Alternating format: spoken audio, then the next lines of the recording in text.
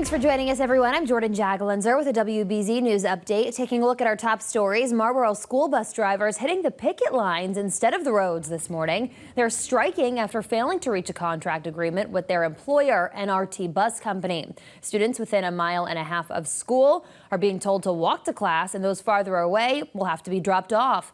Drivers avoiding a strike in Westboro, though, where they're also working on a deal, and in Framingham, where a deal has been reached.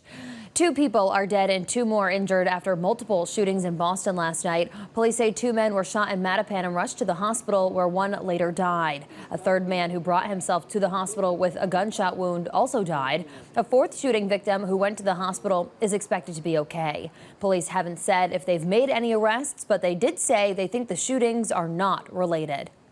A Townsend woman charged with OUI after police say she crashed her car into a building and then drove off. Deborah Giles is due back in court today. She's accused of driving into a commercial building on Main Street yesterday afternoon, leaving behind a large hole in the wall. Police were able to track her down at home, where she was then taken into custody.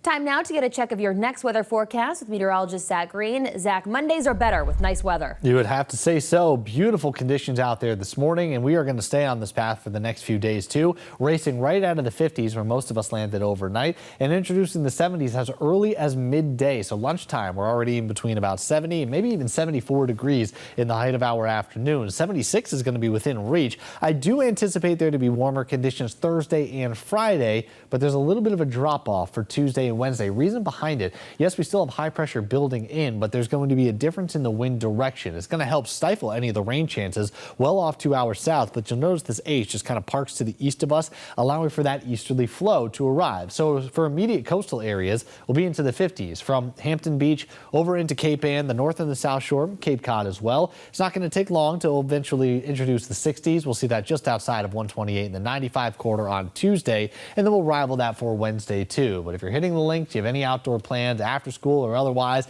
the next 3 days are absolutely stunning. Thursday and Friday, as mentioned, still going to be back into the 70s, but there's an introduction of clouds and maybe even an isolated shower at the end of the week. Not much rain chance to go along within this 7-day stretch, and thankfully, Jordan, all activity wants to wrap up for Mother's Day weekend.